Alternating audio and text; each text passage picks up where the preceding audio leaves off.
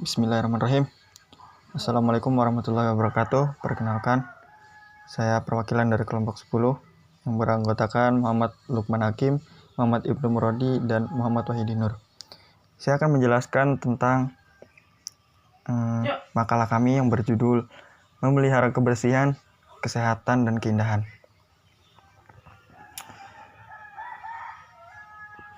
Pembahasan pertama yaitu kebersihan. Kebersihan menjadi masalah yang penting dalam kehidupan. Antara kesehatan dan air pastilah sangat berhubungan satu sama lain. Hal ini dapat dibuktikan bahwa dengan air bersih kita akan lebih mudah menjaga kebersihan dan kesehatan, khususnya kesehatan jasmani. Pembahasan toharoh dan literatur fikih Islam selalu mengawali pembahasan sebelum yang lainnya. Hal demikian menunjukkan betapa pentingnya dan besarnya perhatian Islam terhadap masalah kebersihan dan kesehatan. Karena itu, bersuci termasuk ibadah pokok yang diwajibkan, mengingat besarnya nilai kebersihan dan kesehatan di dalamnya. Ajaran Islam yang berkaitan dengan pemeliharaan kesehatan meliputi toharoh, khitan, penyelenggaraan jenazah, higien dalam hidup berkelamin, kehamilan, pemeliharaan anak, kebersihan lingkungan, dan peraturan tentang makanan. Pentingnya toharoh dalam Islam ini sesuai dengan firman Allah pada surah Al-Baqarah ayat 222.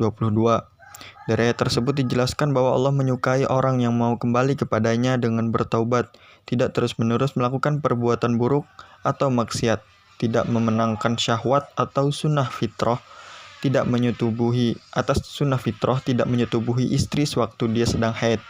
Allah sangat menyukai orang yang membersihkan diri dari segala kotoran dan menjauhkan diri dari segala kemungkaran. Orang itu lebih disukai oleh Allah. B. Menjaga kebersihan. Kebersihan juga sangat dianjurkan oleh masyarakat secara umum, apapun agamanya, seperti yang disebutkan dalam ungkapan bersih pangkal sehat, yang mengandung arti bahwa kesehatan dapat dicapai dengan menjaga kesehatan. Yang di dalam Islam, kebersihan dapat dilakukan dengan toharoh.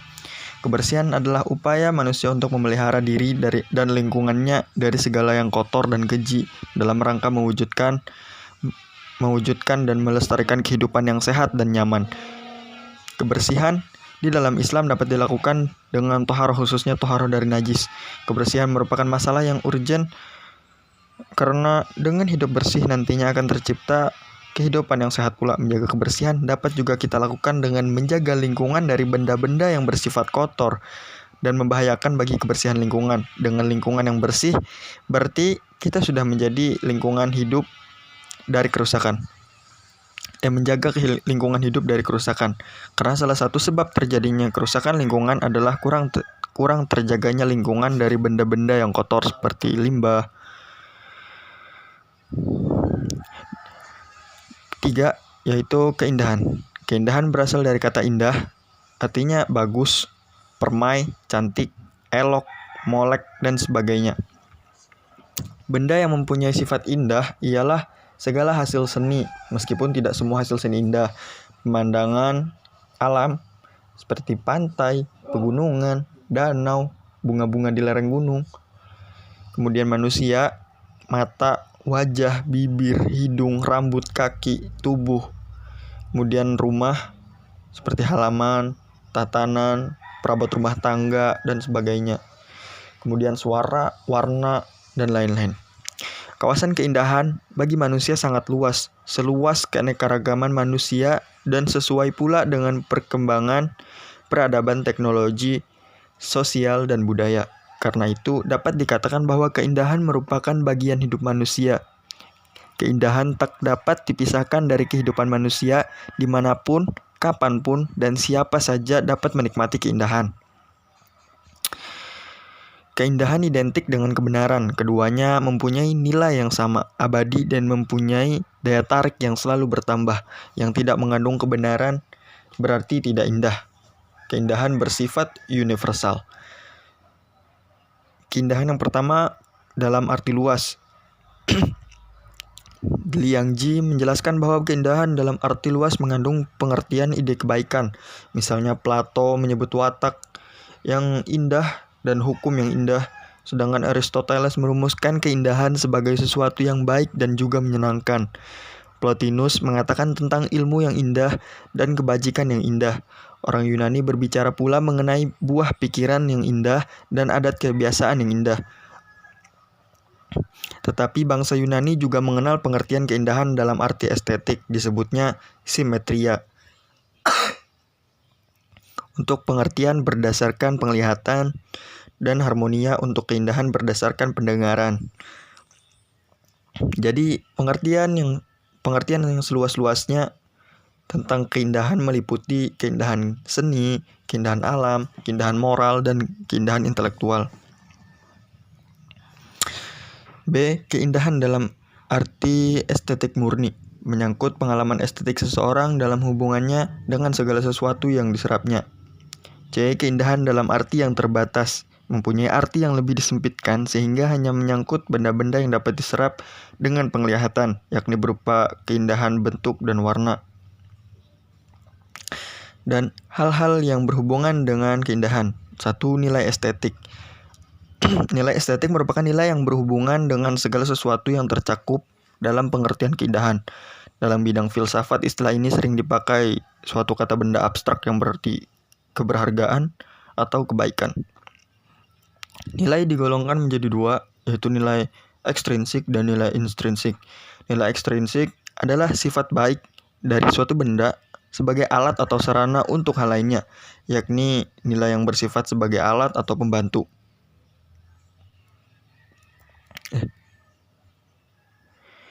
Nilai intrinsik adalah sifat baik dari benda yang bersangkutan atau sebagai tujuan ataupun demi kepentingan benda tersebut. Contoh, puisi. Bentuk puisi yang terdiri atas bahasa, diksi, baris, sajak, irama itu disebut nilai ekstrinsik. Sedangkan pesan yang ingin disampaikan kepada pembaca yaitu nilai intrinsik. 2. Renungan. Renungan berasal dari kata renung. Merenung artinya dengan diam-diam memikirkan sesuatu atau memikirkan sesuatu dengan dalam-dalam. Renungan ini adalah hasil dari merenung. Renungan yang berhubungan dengan keindahan dan penciptaan keindahan didasarkan atas 3 macam teori, yaitu teori pengungkapan, teori metafisika, dan teori psikologis. Setiap teori itu memiliki tokoh. Dalam teori pengungkapan, Benedetto Croce mengatakan bahwa seni adalah pengungkapan kesan-kesan. Konsep keindahan adalah abstrak. Konsep itu baru dapat berkomunikasi setelah ia diberi bentuk. Seperti halnya Gesang, setelah ia bermain di Bengawan Solo, ia merenung, ia menemukan konsep keindahan. Akan tetapi, konsep keindahan barulah berkomunikasi setelah diberi bentuk, yaitu lagu Bengawan Solo yang terkenal itu. Allah telah memberi dorongan kepada manusia untuk memikirkan alam semesta, mengadakan keindahan ciptaannya dan mengungkapkan hukumnya di alam semesta. 3. Keserasian. Keserasian berasal dari kata serasi, dengan kata dasarnya adalah rasi, yang artinya cocok, sesuai, atau kena benar. Kata cocok mengandung pengertian perpaduan, ukuran, dan seimbang. Perpaduan misalnya, orang yang berpakaian serasi antara kulit dan warna pakaiannya. Orang hitam yang memakai warna hijau tentu makin hitam. Warna hijau pantas dipakai oleh orang yang berkulit kuning.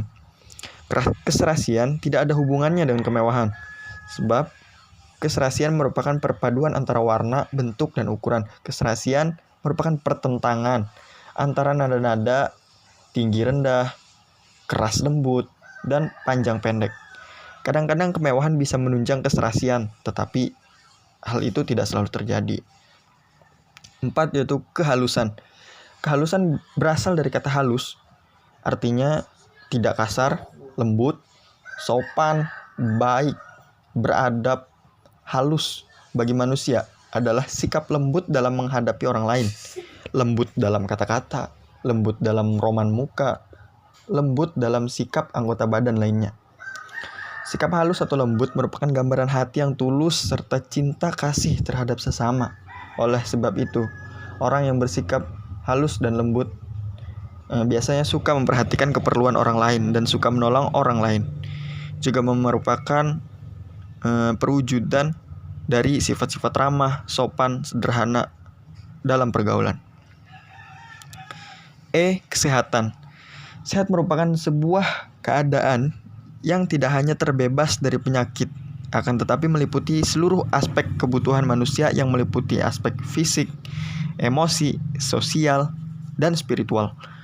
Sehat menurut batasan WHO atau World Health Organization adalah keadaan sejahtera dari badan, jiwa, dan sosial yang memungkinkan setiap orang hidup produktif secara sosial dan ekonomis. Dalam pengertian yang paling luas, sehat merupakan suatu keadaan yang dinamis di mana individu menyesuaikan diri dengan perubahan-perubahan lingkungan internal, itu psikologis, intelektual, spiritual, dan penyakit. Dan eksternal, seperti lingkungan fisik, sosial, dan ekonomi, dalam mempertahankan kesehatannya. Tujuan Islam mengajarkan hidup yang bersih dan sehat adalah menciptakan individu dan masyarakat yang sehat jasmani, rohani, dan sosial sehingga umat manusia mampu menjadi umat yang pilihan. Dalam Islam dikatakan sehat apabila memenuhi 3 unsur, yaitu kesehatan jasmani, kesehatan rohani, dan sosial. Kesehatan jasmani merupakan bentuk dari keseimbangan manusia dengan alam. Kesehatan rohani di mana ada keseimbangan dan hubungan yang baik secara spiritual antara Khalik atau pencipta yang diwujudkan dari aktivitas makhluk dalam memenuhi semua perintah Sang Khalik. Yang terakhir adalah kesehatan sosial, di mana kesehatan yang bersifat psikologis, di mana ada keharmonisan adalah antara sebuah individu dengan individu lain, maupun dengan sistem yang berlaku pada sebuah tatanan masyarakat. Bila ketiga unsur ini terpenuhi, maka akan tercipta sebuah keadaan baik fisik, mental, maupun spiritual yang produktif dan sempurna untuk menjalankan aktivitas kemakhlukan. Cara menjaga kesehatan dalam konteks Islam.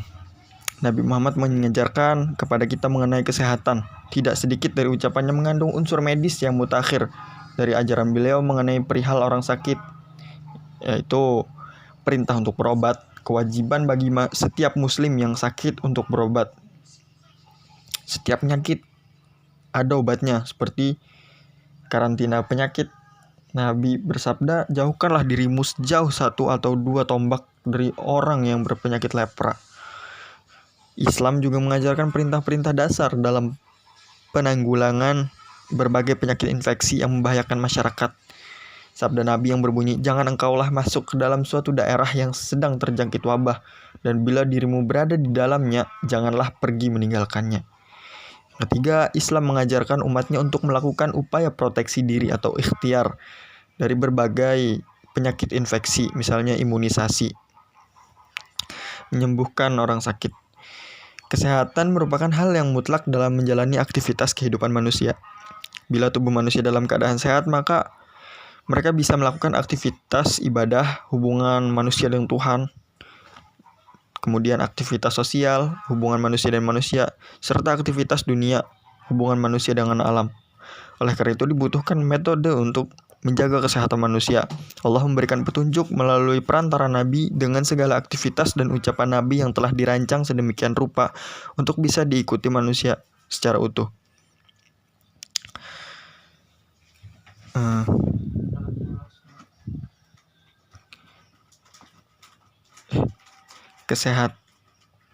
Kesehatan. Beberapa bentuk menjaga kesehatan antara lain kesehatan jasmani. Manusia adalah makhluk yang selalu ingin memenuhi seluruh kebutuhannya.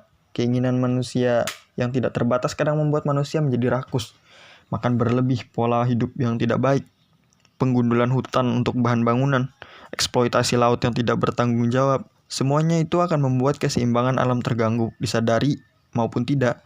Manusia merupakan bagian dari alam. Dengan demikian, dapat kita simpulkan bahwa kesehatan jasmani berhubungan dengan alam. Nabi pernah bersabda, sesungguhnya badanmu mempunyai hak atas dirimu. Islam sangat mementingkan kesehatan jasmani dan fisik yang dilakukan dengan cara menjaga kebersihan, olahraga, menjaga asupan makanan, dan semuanya terintegrasi dalam setiap aktivitas ibadah. Hal ini agar menjadi kebiasaan yang tidak disadari untuk umat Islam dan merupakan bentuk pendidikan dari Allah. B. Kesehatan rohani. Seperti yang dijelaskan dalam firman Allah yang tertuang dalam Al-Quran surat Al-Ra'd ayat 28 yang berbunyi yaitu orang-orang yang beriman dan hati mereka menjadi tentram dan mengingat Allah. Ingatlah, hanya dengan mengingat Allah lah hati menjadi tentram. Hubungan antara makhluk dengan Tuhannya akan berjalan baik bila sang makhluk menaati apa yang diperintahkan Allah. Ciri-ciri jiwa yang sehat yang dalam Al-Quran disebut qalbun salim, seperti hati yang selalu berobat, at-taqwa, hati yang selalu menjaga dari hal-hal keduniaan, al-zuhud, hati yang selalu ada manfaatnya, al-syumi, hati yang selalu butuh pertolongan Allah, al-faqir. C. Kesehatan sosial. Hidup bermasyarakat dalam arti yang seluas-luasnya adalah salah satu naluri manusia. Menurut Aristoteles, menyebutkan manusia adalah zone volition, yaitu manusia yang selalu membutuhkan kehadiran orang lain. Oleh karena itu, dalam Islam dikenal istilah ukhuwah atau persaudaraan yang akan mendatangkan muamalah saling menguntungkan. Hal ini memungkinkan rasa persaudaraan lebih tinggi. Hal ini sesuai dengan Quran surah Al-Hujurat ayat 13 yang menyatakan, "Hai manusia, sesungguhnya kami menciptakan kamu dari seorang laki-laki dan seorang perempuan dan menjadikan kamu berbangsa-bangsa dan bersuku-suku supaya kamu saling kenal mengenal. Sesungguhnya orang yang paling mulia di antara kamu di sisi Allah ialah orang yang paling takwa di antara kamu. Sesungguhnya Allah Maha Mengetahui lagi Maha Mengenal." Menjaga kesehatan pribadi dan lingkungan dalam Islam. Itu pertama, tubuh. Islam memerintahkan mandi bagi umatnya untuk membersihkan tubuhnya dari najis dan hadas. Dia mengajarkan kepada umatnya memulai memotong kuku, membersihkan luas jari, mencabut bulu ketiak, dan bersiwak hingga bagaimana cara dia makan. Tangan. Nabi Muhammad SAW bersabda, "Cucilah kedua tanganmu sebelum dan sesudah makan, dan cucilah kedua tanganmu setelah bangun tidur. Tidak seorang pun tahu di mana tangannya berada di saat tidur." Makanan dan minuman. Rasulullah SAW bersabda, "Tutuplah bejana air dan tempat minummu. Rumah, bersihkanlah rumah dan halaman rumahmu, sebagaimana dianjurkan untuk menjaga kebersihan dan keamanan jalan." Perlindungan sumber air. Rasulullah melarang umatnya membuang kotoran di tempat-tempat sembarangan, misalnya sumur, sungai, dan pantai. Perintah-perintah Rasulullah tersebut memiliki makna bahwa kita harus menjaga kebersihan dan kesehatan agar terhindar dari berbagai infeksi saluran pencernaan. Nah, mungkin sekian penjelasan dari saya. Kurang lebihnya mohon maaf. Wassalamualaikum warahmatullahi wabarakatuh.